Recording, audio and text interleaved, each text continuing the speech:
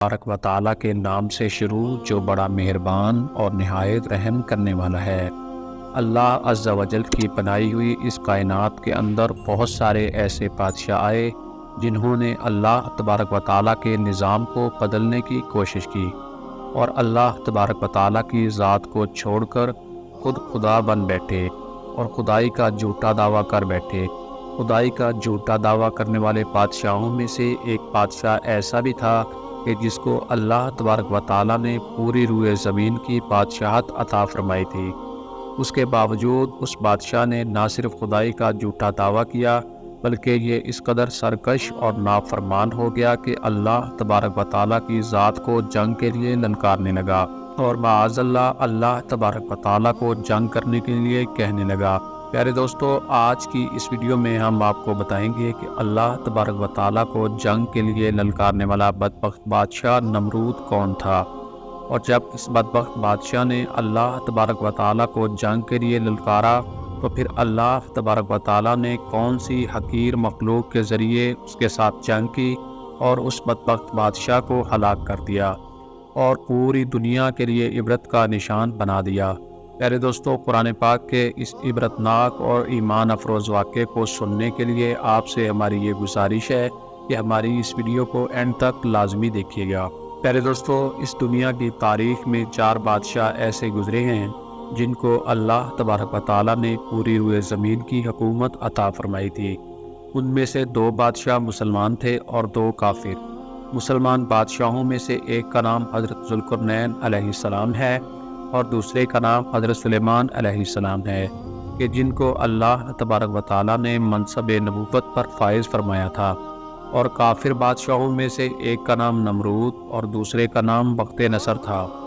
پہلے دوستو، خدائی کا جھوٹا دعویٰ کرنے والا بادشاہ نمرود شہر بابل کا حاکم تھا۔ اس بادشاہ کا نام نمرود بن کنعان بن قوس بن سام بن لوط تھا۔ پہلے دوستو، روایات میں آتا ہے کہ اللہ تبارک و تعالیٰ نے نمرود کو پوری روئے زمین پر حکومت عطا فرمائی تھی اور اس بادشاہ نے پوری روئے زمین پر 400 سال تک حکومت کی۔ یہ ایک جابر اور ظالم بادشاہ تھا اور اس کے دور کے اندر بت پرستی عام تھی۔ لوگ اللہ تبارک و تعالیٰ کی وحدانیت کو چھوڑ کر بتوں کی پوجا کیا کرتے تھے اور نمرود کو اپنا خدا مانتے اور اس کی عبادت کیا کرتے۔ اس نمرودی دور کے اندر بت پرستی اس قدر عام تھی کہ تمام نمرودیوں نے اپنے خداؤں کے طور پر بہت سارے بت بنائے ہوئے تھے جن کی وہ لوگ پوجا کیا کرتے تھے۔ اس کے ساتھ ساتھ نمرود خود کو بھی خدا کہلواتا اور لوگوں کو اپنی پوجا کرنے کا حکم دیتا۔ اس قوم کی ہدایت کے لیے اللہ تبارک و تعالیٰ نے اپنے پیارے پیغمبر حضرت ابراہیم علیہ السلام کو مبعوث فرمایا۔ کفر و شرک اور بت پرستی کے اس دور کے اندر حضرت ابراہیم علیہ السلام وہ واحد شخصیت تھے جو اللہ تبارک و تعالیٰ کی وحدانیت پر ایمان رکھتے تھے اور بتوں کی بجائے اللہ تبارک و تعالیٰ کی عبادت کیا کرتے تھے۔ حضرت ابراہیم علیہ السلام نے جب قوم کو اللہ تبارک و تعالیٰ کی ذات کو چھوڑ کر بتوں کی پوجا کرتے ہوئے دیکھا تو حضرت ابراہیم علیہ السلام نے اس قوم کو ہدایت کی طرف بلایا اور بتوں کی پوجا کرنے کی بجائے اللہ تبارک و تعالیٰ کی عبادت کرنے کا حکم دیا۔ حضرت ابراہیم علیہ السلام نے اپنی قوم سے فرمایا کہ اللہ تبارک و تعالیٰ کی ذات ایک ہے اور ہمیں اسی کی عبادت کرنی چاہیے، لیکن یہ نمرودی قوم اپنے کفر و شرک سے باز نہ آئی اور اسی طرح بتوں کی پوجا کرتی رہی۔ ایک دن حضرت ابراہیم علیہ السلام نے اس قوم کے جھوٹے خداؤں کو اس قوم کے سامنے جھوٹا ثابت کرنے کا ارادہ کیا اور حضرت ابراہیم علیہ السلام اس مقام پر تشریف لے گئے جہاں ان کے وہ تمام بت پڑے ہوئے تھے کہ جن کی یہ پوجا کیا کرتے تھے۔ حضرت ابراہیم علیہ السلام نے تمام بتوں کو توڑ دیا اور بتوں کو توڑنے کا الزام ان کے بڑے بت پر ڈال دیا۔ نمرودی قوم جب بت خانے میں اپنے بتوں کی پوجا کرنے کے لیے پہنچے تو انہوں نے دیکھا کہ ان کے تمام بت ٹوٹے پڑے ہیں۔ نمرودی قوم یہ جانتی تھی کہ ان کے اندر ایک شخص ایسے ہیں جو انہیں ایک اللہ کی عبادت کرنے کے لیے کہتے ہیں اور بتوں کی پوجا سے روکتے ہیں۔ نمرودیوں نے اس واقعے کی اطلاع جا کر بادشاہ نمرود کو دی۔ بادشاہ نمرود نے حضرت ابراہیم علیہ السلام سے بدلہ لینے کے لیے ان کو قتل کرنے کا ارادہ کیا۔ نمرود نے یہ حکم جاری کیا کہ ایک وسیع میدان کے اندر آگ جلائی جائے اور اس کے اندر حضرت ابراہیم علیہ السلام کو ڈال دیا جائے۔ چنانچہ نمرود کے حکم کے مطابق ایسا ہی کیا گیا۔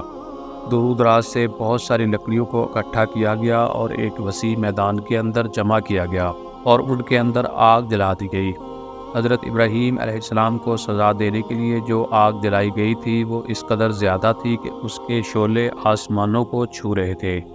پیارے دوستو، جب نمرود کے حکم کے مطابق ایک وسیع میدان کے اندر آگ کو جلا دیا گیا تو اس کے بعد حضرت ابراہیم علیہ السلام کو آگ کے اندر ڈال دیا گیا۔ جیسے ہی حضرت ابراہیم علیہ السلام اس آگ کے اندر تشریف لائے تو اللہ تبارک و تعالیٰ نے فوراً آگ کو حکم دیا کہ اے آگ، تو حضرت ابراہیم علیہ السلام پر ٹھنڈی اور سلامتی والی ہو جا۔ تو وہ آگ اللہ تبارک و تعالیٰ کے حکم کے مطابق حضرت ابراہیم علیہ السلام پر ٹھنڈی اور سلامتی والی ہو گئی۔ حضرت ابراہیم علیہ السلام ارشاد فرماتے ہیں کہ میں جتنے دن آگ میں رہا اتنے دن میں اللہ تبارک و تعالیٰ کے خاص فضل اور رحمت میں تھا، اور جو سکون اللہ تبارک و تعالیٰ کی طرف سے مجھے آگ کے اندر عطا کیا گیا وہ اس سے پہلے کبھی نہ تھا۔ پیارے دوستو، کچھ دنوں کے بعد حضرت ابراہیم علیہ السلام اس آگ سے زندہ باہر تشریف لے آئے۔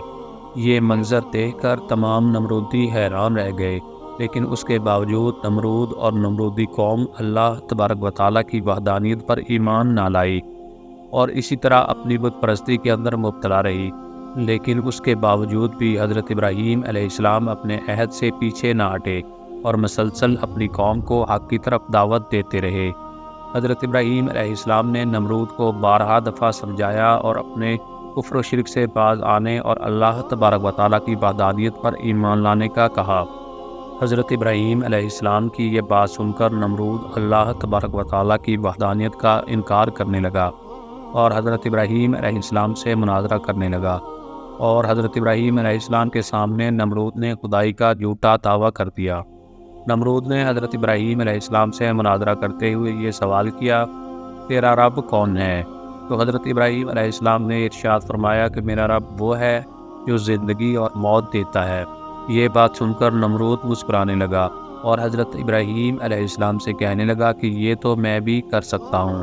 چنانچہ نمرود نے تکبر کے ساتھ 2 قیدیوں کو بلایا جنہیں سزائے موت ہو چکی تھی۔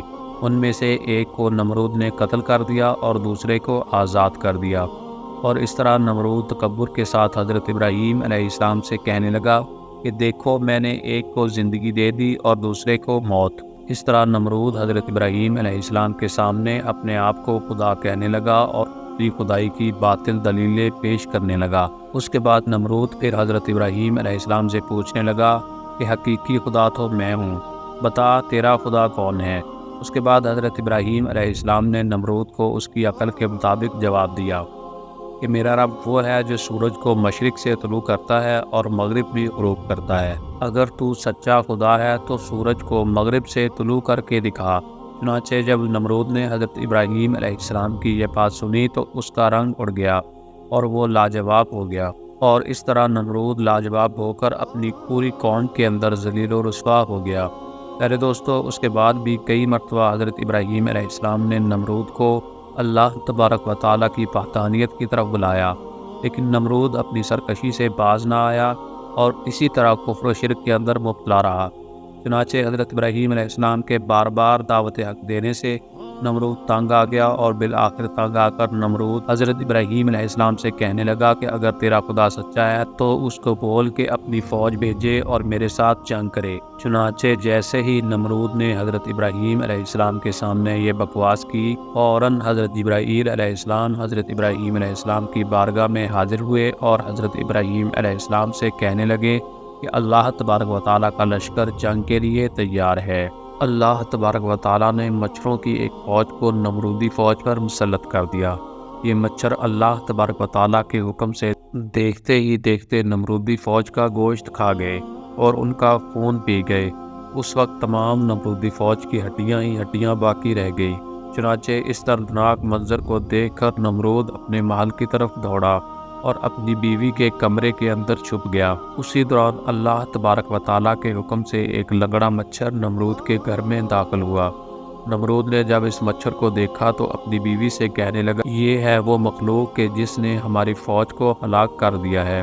چنانچہ اسی گفتگو کے دوران وہ لنگڑا مچھر اللہ تبارک و تعالیٰ کے حکم سے نمرود کی ناک میں داخل ہو گیا اور وہ لنگڑا مچھر نمرود کے دماغ کو چاٹنے لگا۔ جب وہ مچھر نمرود کے دماغ کو چاٹتا تو اس سے نمرود کو اس قدر تکلیف ہوتی کہ نمرود اپنے سر کو دیواروں پر مارنے لگ جاتا۔ اس طرح اللہ تبارک و تعالیٰ کے حکم سے وہ لنگڑا مچھر نمرود کے دماغ میں کئی دنوں تک رہا۔